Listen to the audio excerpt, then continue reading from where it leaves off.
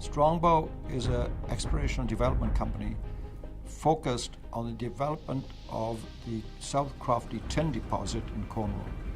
The South Crofty project is one of the highest grade tin projects in the world. A mine that operated for over 400 years with earliest production dating back to 1592.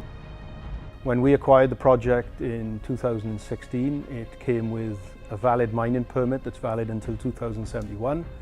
It's got planning permission to build a new process plant, and in 2017 we were successful in applying for and receiving the permit to dewater the mine. The company is well funded, it's fully permitted, and this area where South Crofty is located is one of the most heavily mineralized districts in the world.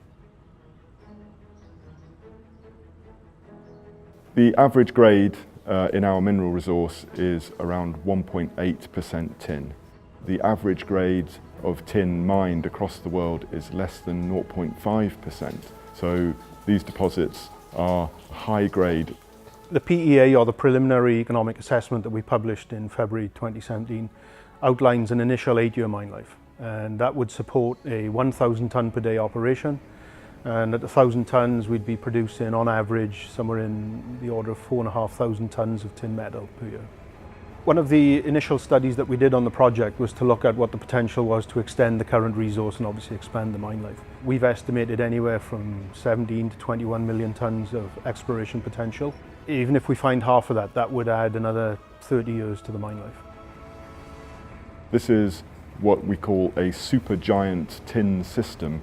There are literally hundreds of mineralized veins within this area. Collectively, if you take all the deposits around here, this is one of only 2 supergiant tin deposits in the world. Wherever we decide to drill, the chances are we are going to hit new mineralized systems.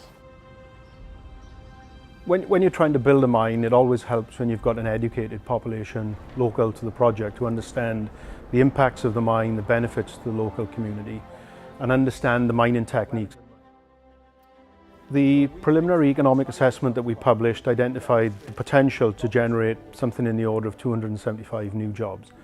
And typically in the mining industry, for every new job that's created directly, you've got 2, 3, 4 additional jobs created in the service sector in the local community, supplying the mines. The environment is important to any mining project today, and I think it's very important on us within an urban environment to make sure that the impact that we have on the surrounding environment is as minimal as possible. We completed an environmental impact assessment as part of the original planning applications, and since then we've applied for and received a permit to dewater the mine. The Environment Agency, they were actually very supportive in the whole permitting process. If you look at the broader situation in the UK currently, there seems to be a very positive change in the mindset at central and local government towards mining projects. So I think that sends the right signal to investors that this is a place that you can do business. Government is willing to attract new investment into the mining space, so it's been a positive experience for us. Historically, tin has been very important in producing mundane things like tin cans. But today it's critical in modern life for the use in computers, for cell phones, electrification of vehicles. The world needs more tin. At the start of 2015, the tin price was around $13,000 a tonne, so it's seen at least a 50% growth over the last year and a half. And projections for the next 3 to 5 years are for continued growth in the price as we see diminishing supply, even though we have stable demand in the tin market. Cisco Gold Royalties is our largest shareholder. They've been very supportive of the project to date and have provided a lot of the equity funding into Strongbow. The closing of that royalty agreement signifies that Cisco believe that this is a long life asset. Royalty agreements are made on the basis that we will be returning a royalty payment to them for many, many years to come. So I think it's testament to their belief in the mine and the assets here.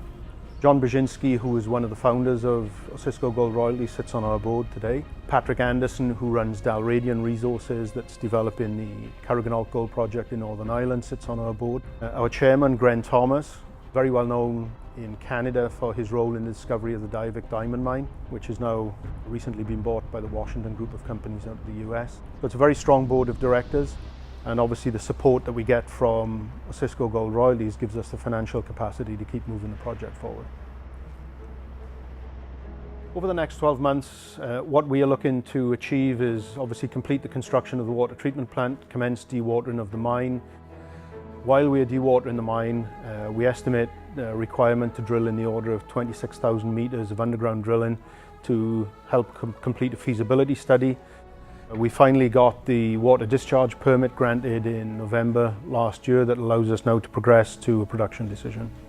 We're very confident that this is going to be a success. The mineral deposits here are world class. We have a long history of mining. We understand the metallurgical issues, and we have a supportive community, and that is all the ingredients that you need for a successful mining operation.